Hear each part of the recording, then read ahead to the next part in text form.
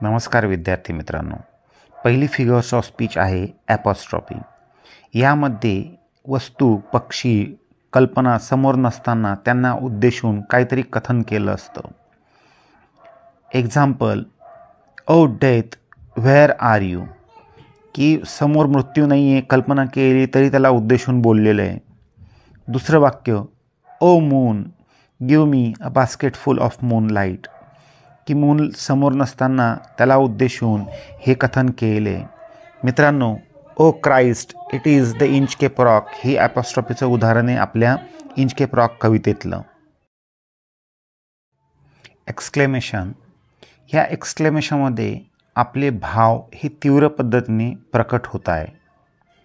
उदाहरण, how beautiful this picture is, याच्यामध्ये आपला आनंद ह्या लाईनमधून आपला प्रकट होतो आहे. O we lost the match, याच्यामध्ये आपला सॅडनेस दिसून येतो आहे, आपण दुःखी असल्याचं प्रकर्षाने जाणवतं आहे. एक्सक्लेमेशन मार्कसुद्धा असतं याच्यामध्ये, त्यावरनं सुद्धा समजतं की हे एक्सक्लेमेशनचं उदाहरण आहे मित्रांनो. आयरनी म्हणजे उपवास. Things are conveyed in opposite way, जे काही सांगायचे आहे ते त्याच्या नेमके उलट सांगितले असते ह्या फिगर्स ऑफ स्पीचमध्ये. Example, you are very very intelligent, म्हणजेच एखाद्याला आपण खूप हुशार आहे तू असं म्हटलं म्हणजे तू वेडा आहे असं म्हटलं सारखं येते. Do you think you are smart enough, की एखाद्याला आपण सुंदर म्हणतो आहे पण सुंदर नाही आहे तो काय आहे, अगली आहे. अगली म्हणजे कुरूप आहे.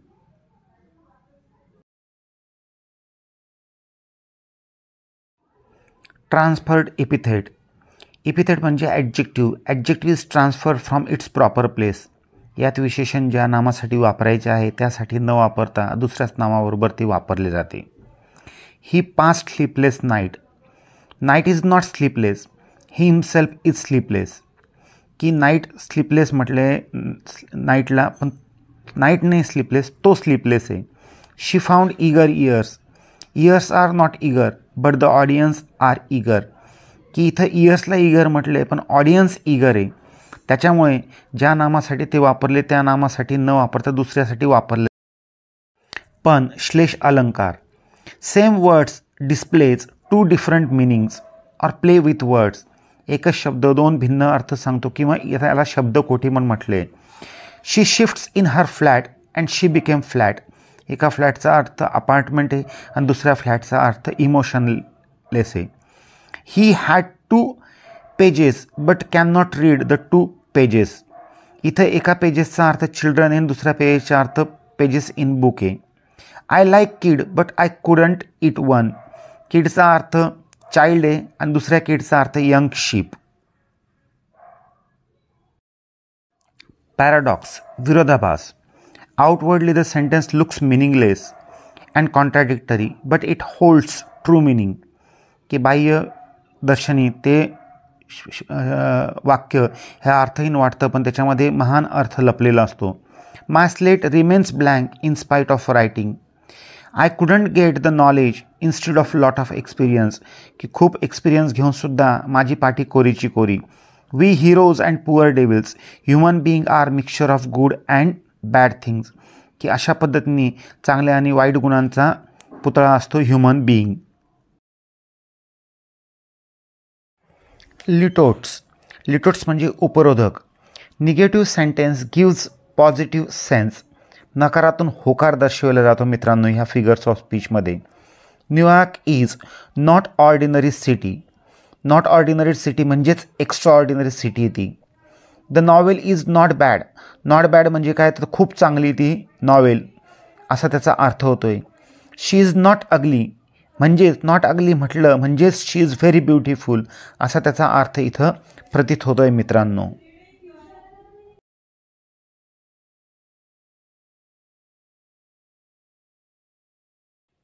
सिनेक्डकी. A part stands for whole thing and whole thing point out a part.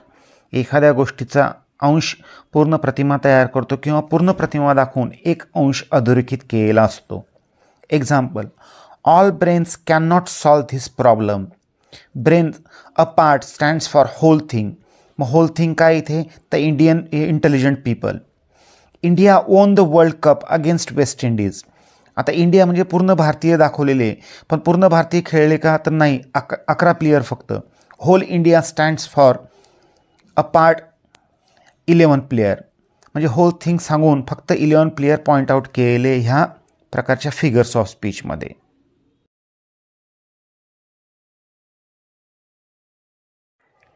Tautology. 2 different words convey same meaning. 2 भिन्न शब्दातून एकच अर्थ बोधित होतो. I want to hear fairy tales and stories from him. Tales and stories ह्या दोघांचा अर्थ एकच आहे मित्रांनो. She is smart, intelligent and brainy. Smart, intelligent and brainy R having same meaning. ह्या तिघे शब्दांचा अर्थ एकच आहे, म्हणून ते टॉटॉलॉजीचं उदाहरण आहे मित्रांनो. क्लायमॅक्स, सारालंकार. Ideas are arrange in ascending order. म्हणजे चढत्या क्रमाने आयडिया मांडलेल्या असतात, कल्पना मांडलेल्या असतात. Example, he came, he saw and he conquered. तो आला, त्याने बघितलं आणि त्याने जिंकलं. येणं, बघणं आणि जिंकणं. Ideas are in ascending order. We lost our umbrella, our roof and our mother. की कमी महत्त्वाची आयडिया त्याच्यापेक्षा जास्त महत्त्वाची आणि खूप जास्त महत्त्वाची, म्हणजे 1, 2, 3च्या क्रमाने आयडिया मांडलेल्या असतात. अँटी क्लायमॅक्स, क्लायमॅक्सच्या एकदम opposite. Ideas are arranged in descending order. की आयडिया ह्या डिसेंडिंग ऑर्डरनी वापरल्या असतात. म्हणजेच अतिशय जास्त महत्त्वाची आयडिया, त्याच्यानंतर कमी महत्त्वाची आणि त्याच्यापेक्षा कमी महत्त्वाची.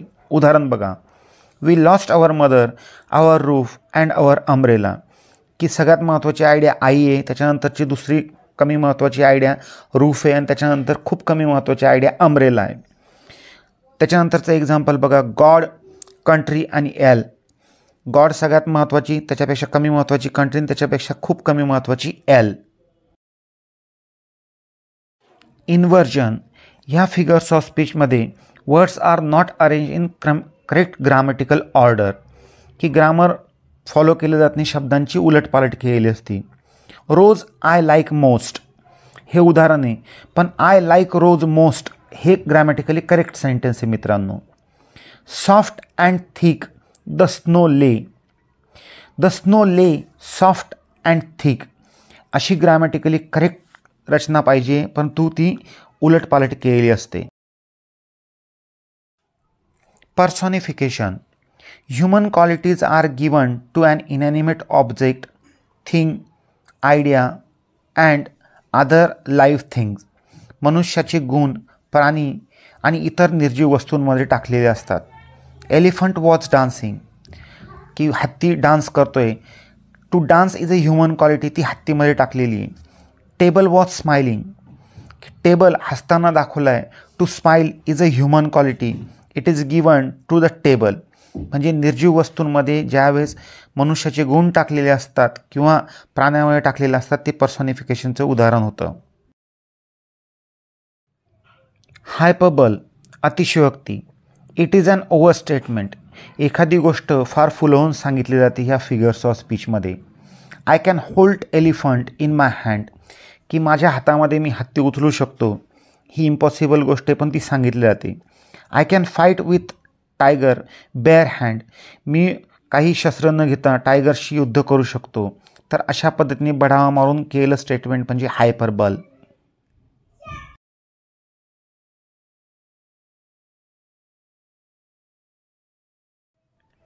मेटॉनिमी, शब्दविपर्यास. Substitute word is used. की एखादा प्रतिशब्द, पर्यायी शब्द ह्या फिगर्स ऑफ स्पीचमध्ये वापरलेला असतो. Example, we read Shakespeare. की मी शेक्सपियर वाचला आहे. शेक्सपियर वाचला आहे म्हणजे काय? तर शेक्सपियरचं सगळं लिटरेचर वाचले. The world won't care about old defeats. Old defeats म्हणजे काय? तर पास्ट फेल्युअर. पास्ट फेल्युअरला इथं ओल्ड डिफिट्स म्हटलेलं आहे. पर्यायी शब्द वापरलेला आहे मित्रांनो. Oxymoron. Association of two opposite words, की मित्रांनो ह्या फिगर्स ऑफ स्पीचमध्ये एकमेकांच्या शेजारी विरुद्धार्थाचे शब्द वापरले जातात. Soft and thick the snow lay. Soft and thick हे विरुद्धार्थाचे शब्द आहे. He work day and night. Day and night हे विरुद्धार्थाचे शब्द शेजारी शेजारी वापरलेले असतात. That is why it is example of ऑक्झिमोरॉन.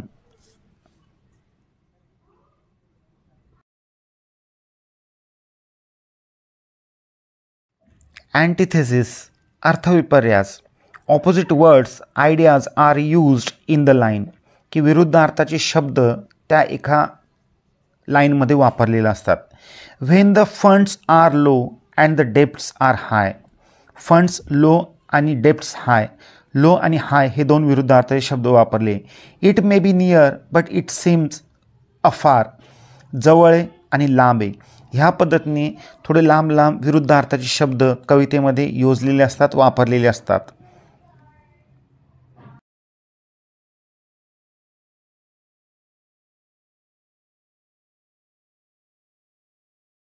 मेटॅफर म्हणजे रूपक. Indirect comparison of two things, की दोन वस्तूंची तुलना केलेली असते अप्रत्यक्षपणे.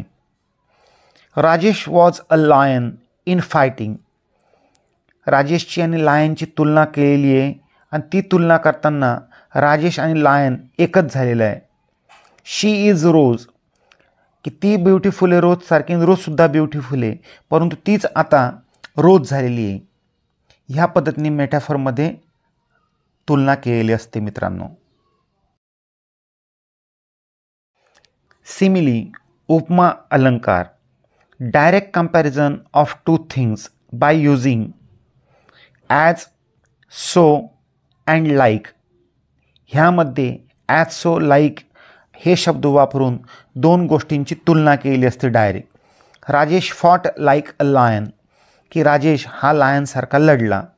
शी is as beautiful as rose. ती रोज इतकीच सुंदर आहे. Direct comparison of two things by using as, so, like.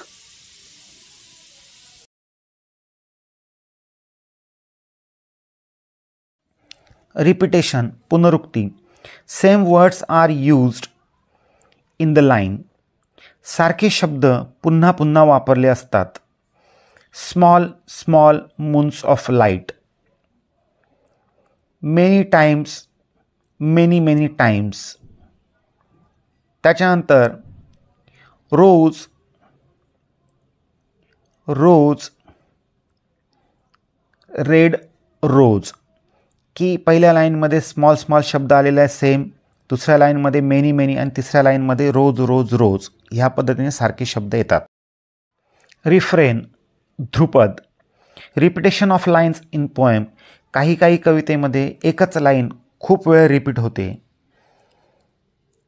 You may be the person I am looking for.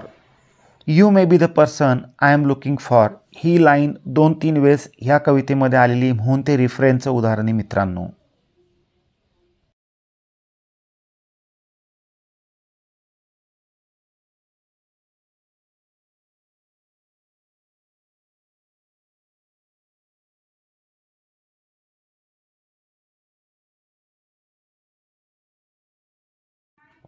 Onomatopoeia ह्या फिगर्स ऑफ स्पीचमध्ये शब्द आवाजाची कल्पना देतात. रसलिंग ऑफ लीव्ज म्हणजे सळसळता आवाज. त्याच्यानंतर रिंगिंग बेल, बेलचा आवाज. द डॉग बार्क भुंकण्याचा आवाज.